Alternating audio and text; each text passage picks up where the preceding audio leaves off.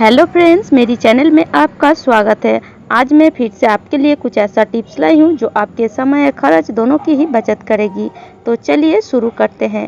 तो मेरा पहला टिप्स है केले की छिलके को लेकर। केले की छिलके को तो हम बेकार समझकर फेंक ही देते हैं, पर अगर आप इस तरह केले की छिलके का यूज़ करेंगे तो ये छिलका काम में भी आ जाएगी और आपका समय और खर्च दोनों की ही बचत करेगी।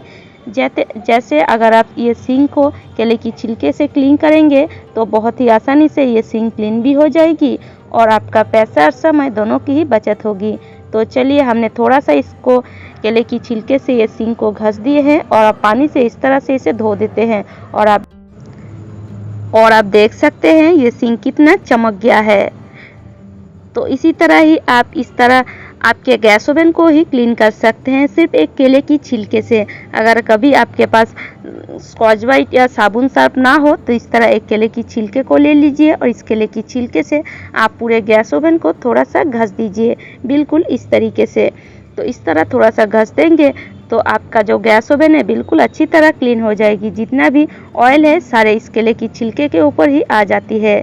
बहुत ही आसान है और बहुत ही आसान तरीके से क्लीन हो जाती है।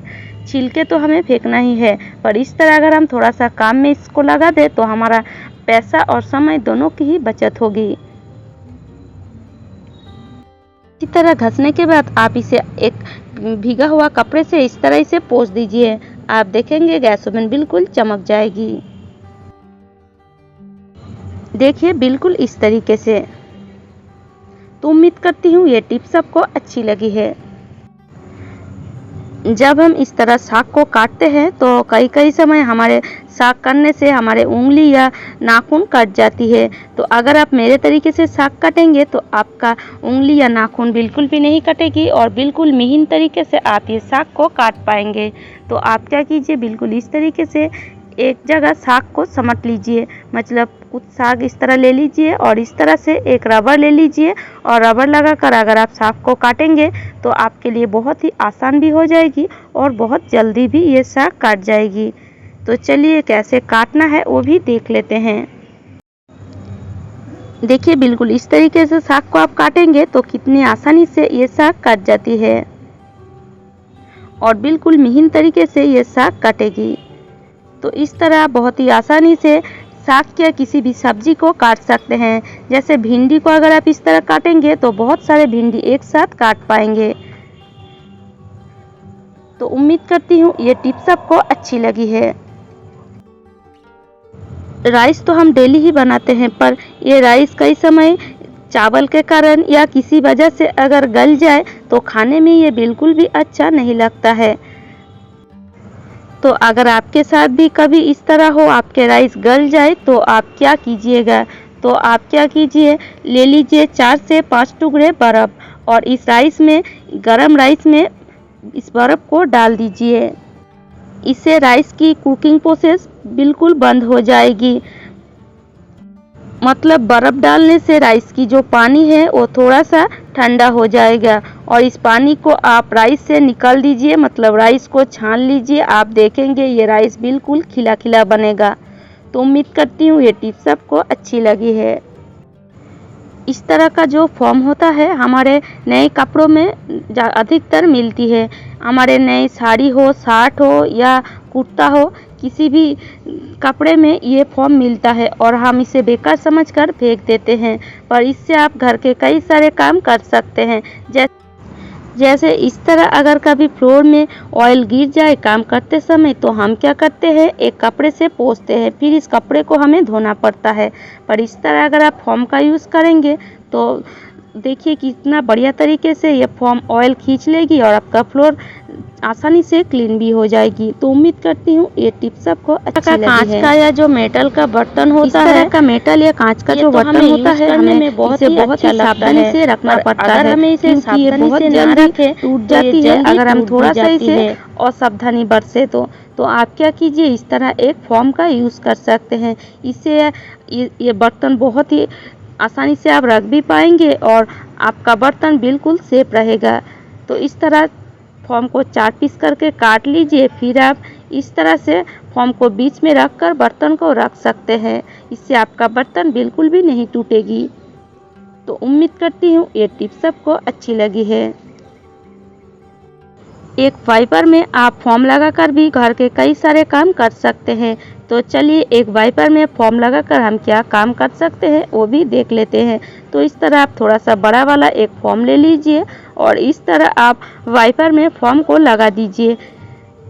तो इसे लगाने के लिए आप इस तरह क्लिप का यूज़ करें और इसमें आप थोड़ा सा इस तरह पानी छिटक दीजिए और इस तरह पानी छिटक कर हम इसे हमारे घर के कई सारे काम कर सकते हैं। जैसे इस तरह हम फ्लोर को इसे पोंछ सकते हैं। देखिए इस तरह से अगर आप फ्लोर को पोंछेंगे तो जिस जगह आपका हाथ नहीं पहुंचता उस जगह ये वाइपर आपके घर को पोंछ देगी। तो इस तरह फोम एक लगाएंगे तो जितना भी मैल है सारे मैल इस फोम में आ जाएगी। तो इस तरह से आप घर को भी पोंछ सकते हैं और आपके वॉल को भी पोंछ सकते हैं। अगर आपका वॉल थोड़ा सा मैल हो गया है तो इस तरह वाइपर में फोम लगाए और इसी तरह ही आप वॉल को पोंछे। इससे भी आपके फोम में जितना भी मैल है सारे मैल चले आएंगे। तो इस तरह एक फोम की मदद से आप घर के कई सारे काम कर सकते हैं। देखिए कितना मैल आया है। तो उम्मीद करती हूँ ये टिप सबको अच्छी लगी है। इस तरह का बल्ब तो हम घर में यूज़ करते हैं लाइट जलाने के लिए, पर ये अगर इस तरह मैल हो जाए तो हम सोचते हैं इसे हम कैसे क्लीन करें। तो आप इसे क्लीन करने के लिए बिल्कुल भी पानी का यूज़ ना करें। पानी का यूज़ करेंगे तो ये बिल्कुल ख़राब हो जाएगी। तो इस तरह आप थोड़ा सा कोई भी टूथपेस्ट ले लीजिए और इस तरह से आप हाथों की मदद से पूरे बल्ब में टूथपेस्ट को लगा दीजिए। फिर आप इसको लगभग 10 से 15 मिनट के लिए छोड़ सकते हैं। अगर आपके पास समय नहीं हो और आपका बाल बहुत ज़्यादा मैल हो तो आप इस तरह एक बिल्कुल सॉफ्ट सा स्कॉच ब्राइट लेकर इस तरह थोड़ा सा घसेंगे तो आपका बाल बिल्कुल नए जैसा चमकने लगेगी। देखिए बिल्कुल इस तरीके से, और एक सूखा हुआ कपड़े से इसे पोंछ दीजिए। देखिए आप पहचान भी नहीं सकेंगे इस बल्ब को। तो उम्मीद करती हूँ ये टिप्स आपको अच्छी लगी है। प्याज को यूज़ करने के बाद प्याज की छिलके को हम फेंक देते हैं, पर इस तरह प्याज की छिलके को ना फेंक कर आप इस प्याज की छिलके से घर के कई सारे काम कर सकते हैं। तो चलिए आज हम देख लेते हैं इस प्याज की छिलके से हम क्या क्या काम कर सकते हैं। तो प्याज की छिलके को हमने एक बर्तन में लेकर इसे अच्छी तरह पहले उबाल लेंगे। लगभग 15 से 20 मिनट के लिए इसे हमें उबालना है। तो जब ये इस तरह अच्छी तरह उबल जाए, बिल्कुल लाल हो जाए इसका पानी का कलर, तब हम इसको एक अलग बर्तन में छान लेंगे और इसे बिल्कुल ठंडा कर लेंगे। अब ये प्याज की छिलके को आप फेंक दीजिए और वही पानी का कलर देखिए कितना बढ़िया आया है। तो अब हम इसे एक स्प्रे बोतल में डाल लेंगे और इस तरह प्याज की छिलके को मतलब छिलके की पानी को स्प्रे बोतल में डालकर आप क्या कीजिएगा, अगर रात में किचन को साफ़ सुथरा रखते हैं तो इस तरह थोड़ा सा प्याज की छिलके को ज़रूर स्प्रे कर दीजिए। इसे किचन में जो कीड़े मकोड़े कॉकरोच आते हैं वो बिल्कुल आना बंद कर देंगे, क्योंकि कीड़े मकोड़े या कॉकरोच को ये जो सुगंध है ये बिल्कुल भी पसंद नहीं होता है। और सुबह आप इस तरह पूरे किचन को अच्छी तरह पोंछ दीजिए, फिर आप किचन में खाना बना सकते हैं। और इसी तरह ही आप सिंक में भी थोड़ा सा देखबे অনেক पोकामाकोड़ स्प्रे कर दीजिए। सिंक से চলে আসে। তো এইভাবে যদি একটু বেসিনের মধ্যে স্প্রে করে রেখে দাও তাহলে সেই পোকামাকড় বা আরশোলা কখনোই কিন্তু বেসিনের উপরে আসবে না। এতে রান্নাঘরে পোকামাকড় আরশোলা আসা আস্তে अगर आपके घर में बहुत सारे मच्छर हैं तो इस तरह आप पूरे घर में इसको स्प्रे कर सकते हैं। इससे घर से मच्छर बिल्कुल भी भाग जाते हैं। और ये जो प्याज की छिलके की जो पानी है, इस पानी को आप इस तरह टॉयलेट में भी यूज़ कर सकते हैं। बाथरूम में अगर आप इस पानी का यूज़ करेंगे तो बाथरूम में जितने भी मच्छर हो या कीड़े मकोड़े अगर बाथरूम या टॉयलेट से आते हैं तो बिल्कुल भी आना बंद हो जाएगी।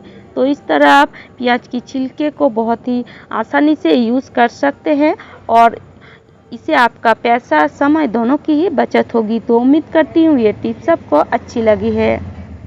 अगर आपको मेरी टिप्स थोड़ा सा भी अच्छी लगती है तो लाइक कीजिएगा, शेयर कीजिएगा और चैनल पे नए हैं तो चैनल को ज़रूर सब्सक्राइब कर लीजिएगा।